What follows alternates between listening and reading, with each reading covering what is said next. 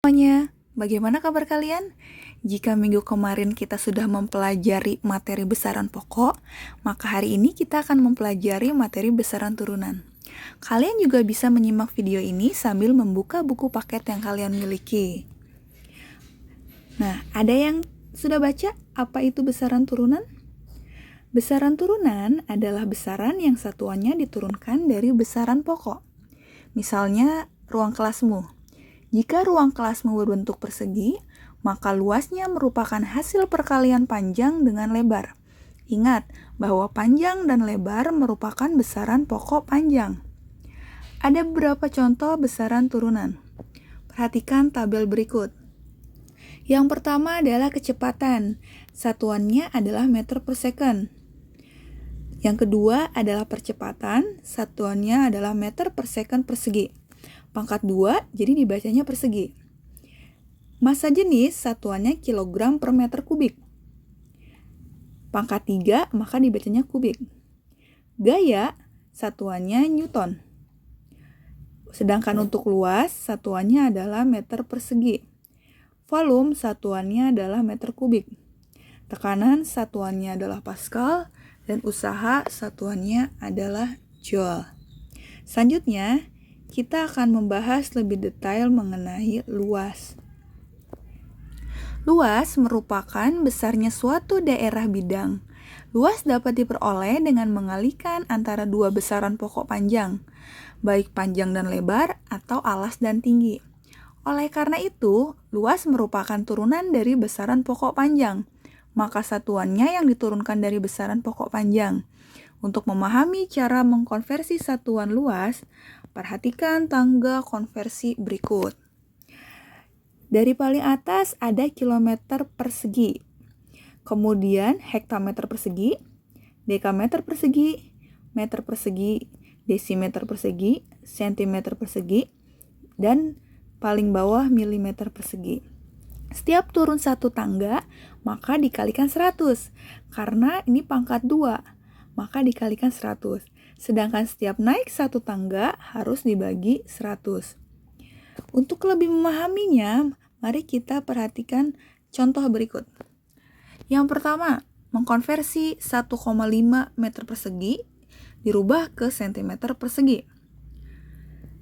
Jawab, 1,5 dikali 10.000. Mengapa dikali 10.000? Karena dari meter persegi turun ke sentimeter persegi ini adalah 2 tangga. Maka nilainya adalah 10.000. Jadi 1,5 dikali 10.000 sama dengan 15.000 sentimeter persegi. Nah, yang kedua ada bentuk soal cerita. Sebuah buku tulis mempunyai panjang 20 cm dan lebar 25 cm. Berapa desimeter persegi luas buku tulis tersebut? Karena buku tulis bentuknya adalah persegi panjang, maka untuk mencari luasnya kita harus mengalihkan panjang dan lebar. Karena di sini panjang dan lebar satuannya sudah sama-sama sentimeter, berarti kita bisa langsung mengalihkannya. Jadi 20 cm kali 25 cm sama dengan 500 cm persegi. Sampai sini belum selesai. Kita harus merubah cm persegi ke desimeter persegi. Karena dalam soal meminta satuan akhirnya adalah desimeter persegi. Jadi 500 dibagi 100 sama dengan 5 desimeter persegi. Nah, selanjutnya adalah volume.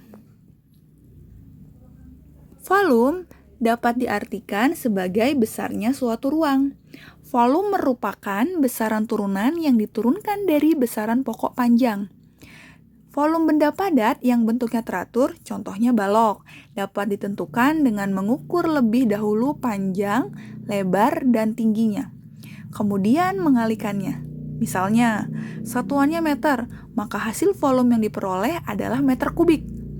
Lalu, bagaimana cara menentukan volume zat cair yang tidak memiliki bentuk yang tetap? Bentuk zat cair selalu mengikuti wadahnya.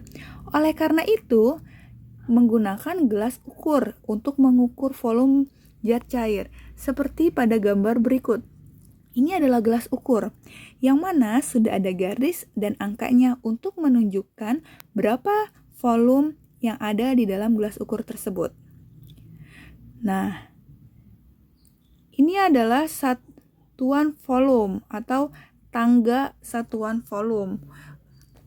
Yang pertama, ada kilometer kubik, hektameter kubik, dekameter kubik, meter kubik, desimeter kubik, sentimeter kubik, dan milimeter kubik. Setiap turun satu tangga dikalikan 1000, karena kubik pangkat 3, maka dikali 1000. Dan setiap naik satu tangga dibagi 1000. Nah, di sebelah kanannya ada lagi tangga yang lain, karena dalam satuan volume tidak hanya kilometer kubik sampai milimeter kubik saja.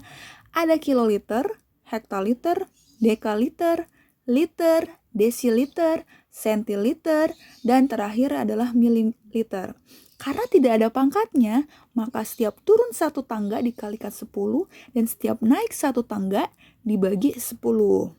Kalau kalian lihat di sini ada tanda panah warna orange yang menghubungkan antara tangga sebelah kiri dan sebelah kanan. Yang pertama, ada meter kubik diarahkan ke kiloliter.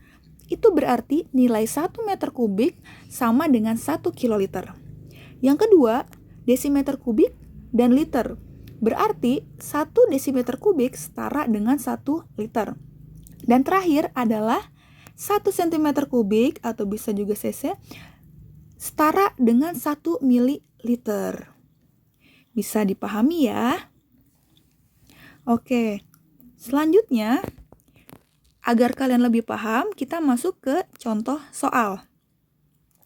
Yang pertama, 2000 desimeter kubik berapa meter kubik? Desimeter kubik ke meter kubik itu berarti naik satu tangga, yang berarti harus dibagi 1000. Maka 2000 dibagi 1000 adalah 2 meter kubik. Yang kedua, 3 meter kubik setara dengan berapa liter? Agar lebih mudah, kalian harus merubah dulu meter kubik ke desimeter kubik, karena nilai 1 desimeter kubik sama dengan 1 liter. Maka, meter kubik dirubah ke desimeter kubik harus dikalikan 1000. 3 kali 1000 sama dengan 3000 desimeter kubik, yang berarti sama dengan 3000 liter. Maka 3 meter kubik sama dengan 3000 liter. Dan terakhir, ada contoh soal cerita. Sebuah bak mandi berbentuk balok mempunyai panjang 1,5 meter, lebar 75 cm, dan tinggi 100 cm. Berapa liter volume yang diperlukan jika bak mandi tersebut diisi air sampai penuh? Jika 1 desimeter kubik sama dengan 1 liter. Diketahui panjang sama dengan 1,5 meter. Karena minta satuan akhirnya adalah dalam liter, maka kita rubah dulu ke desimeter. Karena 1 desimeter setara dengan 1 desimeter kubik setara dengan 1 liter. Jadi 1,5 meter dirubah ke desimeter berarti 1,5 dikali 10, hasilnya 15 desimeter. Dan lebarnya 75 cm dikonversikan juga ke desimeter. Jadi 75 dibagi 10 sama dengan 7,5 desimeter. Dan tinggi sama dengan 100 cm. Dikonversikan juga ke desimeter, maka 100 dibagi 10, hasilnya 10 desimeter. Setelah semuanya dalam satuan desimeter, maka kita bisa langsung masukkan ke dalam rumus. Rumusnya adalah V, yaitu merupakan simbol dari volume. V sama dengan panjang kali lebar kali tinggi, karena bentuknya adalah balok. Berarti 15 desimeter kali 7,5 desimeter kali 10 desimeter sama dengan 1125 desimeter kubik, atau setara dengan 1125 liter. Nah, selanjutnya adalah materi massa jenis. Untuk menghitung massa jenis, rumusnya adalah Rho sama dengan M per V. Yang seperti huruf P itu adalah Rho ya dibacanya, tapi bukan huruf P. Oke, untuk keterangannya, Rho adalah massa jenis dengan satuan kilogram per meter kubik atau gram per sentimeter kubik. Dan M adalah massa, satuannya kilogram atau gram. V adalah volume, satuannya meter kubik atau sentimeter kubik. Contoh, seorang siswa memasukkan benda ke dalam gelas ukur. Jika massa benda adalah 300 gram, tentukan massa jenis benda. Oke, mari kita jawab. Yang pertama, tulis dulu diketahuinya. M atau massanya adalah 300 gram. Kemudian V-nya. Di sini ada 2 gelas ukur.